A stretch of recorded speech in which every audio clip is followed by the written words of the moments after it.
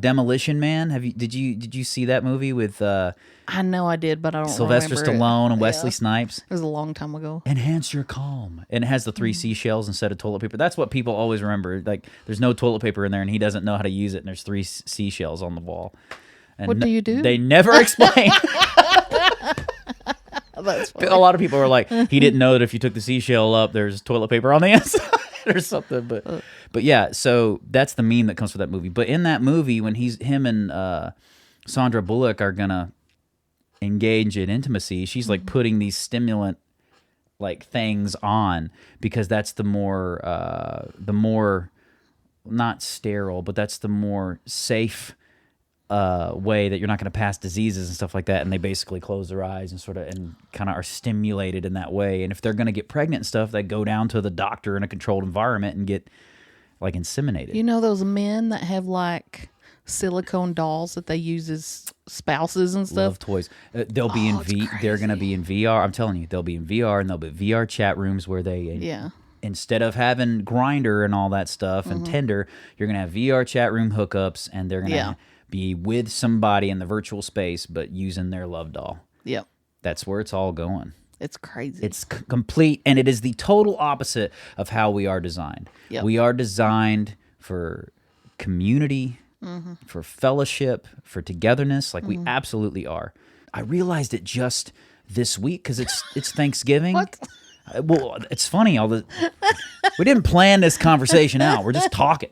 But it's funny because in the past week, we've had a couple get-togethers with some of our friends because obviously it's Thanksgiving. Yeah. And then we had like a little group birthday party for 2 of my kids, had it together and had it, with just close friends and their kids.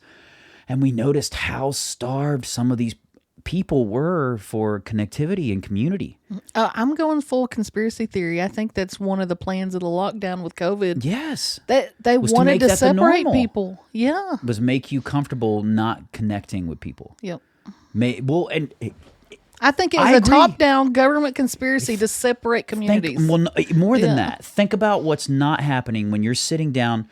Right now, if we talk for 2 or 3 hours, what's not happening? We're not being advertised anything. You're not buying anything. Yeah. If you're in a family setting, say you get together for 3 hours for a birthday party and everybody puts their phones down and we're talking and we're just hanging out and then you're getting to know the real stuff. You're getting to connect with somebody. Share real information with each other. Yeah. You're not being advertised anything. They're not able to sell you anything. You're not purchasing anything. You're not engaging in materialistic culture. You're engaging like intellectually and emotionally with people you care about. Yeah. And you're just rediscovering what's important. And we had people who sat here in our house well after the party's over, just sitting and talking and just being in each other's presence. And you realize how starved for that people are. Because back in the day, you couldn't just hang out with people because you had to have an event. Let's go play Risk or go play Monopoly for 4 hours till we flip the board over and leave. Yeah. Because everybody you always were with each other. You always hung out until you almost took it for granted.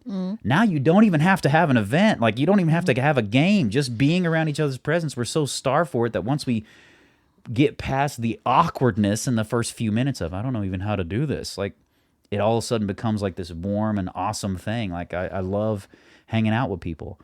And people are starved for it. Well, okay, conspiracy land. Let's go.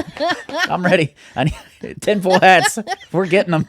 I mean, to this side, you have the theory of Satan and the Illuminati controlling things, trying to tear down people. Yeah. But on the more practical side, that is 100% true, but still conspiracy land to people who don't want to open their eyeballs. The pharmaceutical industry owns advertising. Like, they do it more than any other business, and they also own the government. They lobby and own politicians, 100%. And who benefits from miserable people who don't have community? The people selling you stimulants and stuff. Well, and I know we just talked about Andrew Tate being canceled, and we talked about him a lot recently. Yeah. I just saw another short of his where he was on Piers Morgan. Did you see him on that? I saw that he was on it, but I didn't watch it. He was talking about antidepressants. And they're killing people. And they asked him, so you don't think you don't believe in depression?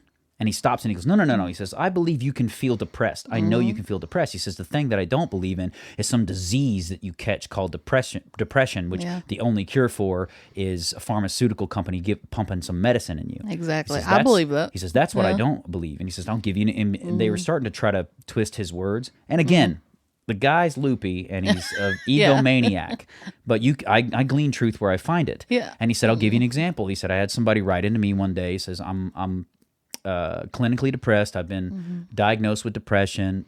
I'm on medication, and I'm deciding to quit my medication. It's not helping. It's making me worse, and I'm thinking about taking my own life. Yeah. That's what he said to Tate. And Andrew Tate was describing this. He said, so I didn't know what to tell him. I'm not a doctor. I'm not a professional. I'm not a psychologist. So I said, well, if you want my advice is simple. Get a six-pack.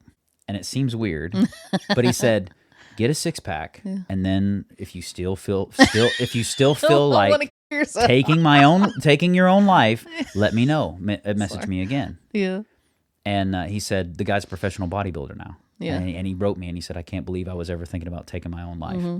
And he said, I'm not saying that depression is not a feeling you can't have. What I am saying is it's a self-treatable feeling that if you can do the work and do the effort to get to a place where you no longer feel depressed. And he said, in my mind, as a man in particular, if you do the work it takes to get a six-pack, he's like, you're going to be less depressed. He's like, depression comes from wanting something you don't have. You know, and if you set these goals to get to a point where you get some of those things that you want, that you don't have, you know, then all of a sudden, you're not depressed anymore.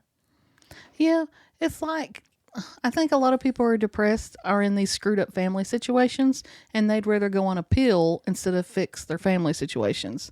Or they're overweight, or, you know, they don't go outside, they don't have hobbies. There's no self-discipline. Yeah. People would rather take a pill for something than they exercise any self-discipline. I will say that. There's another friend of mine that's the same way. They're like, I hate going to the gym. I can't stand drinking water. All the healthy things, but they want to lose weight. Yeah. And this person's like, I don't care if it was bad for you. If it made me lose weight, I would get it.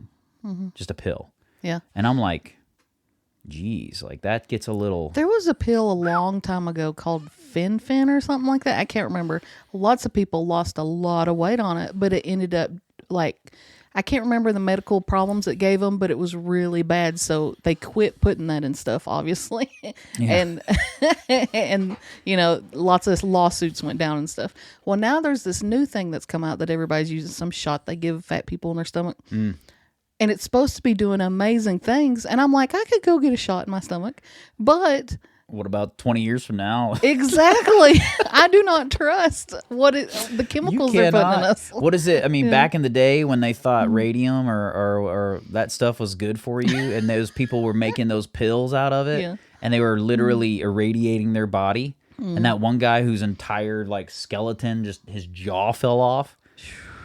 Those pictures are crazy because it was just pills of basically like radiating yourself. That's crazy. Yeah, it was. And I guess it created certain feelings of X, Y, and Z that people were like, yeah, I got energy, I'm ready to go, whatever. And they were slowly killing themselves. There's what is it's not algorithm, but it's a math equation. Yes. There's an equation that the pharmaceutical industries use to where, like, if so many people die and this is how much we get sued and this is how much we have to pay out, can we still put out this product even though we know it's killing people? Cost-benefit analysis. Exactly. Wow. And they go ahead, and as long as it's not killing so much that they get sued for more than they're profiting for, they so put it out. If you like this clip from the Not Gospel Studios YouTube channel, don't forget to share. Click on one of the other links and videos. You can find them here, and subscribe. I think it's down here. Tell your friends about us. Tell them that it's healthy, that it's vegan, and all of those things. Keep being awesome, because that's how God made you.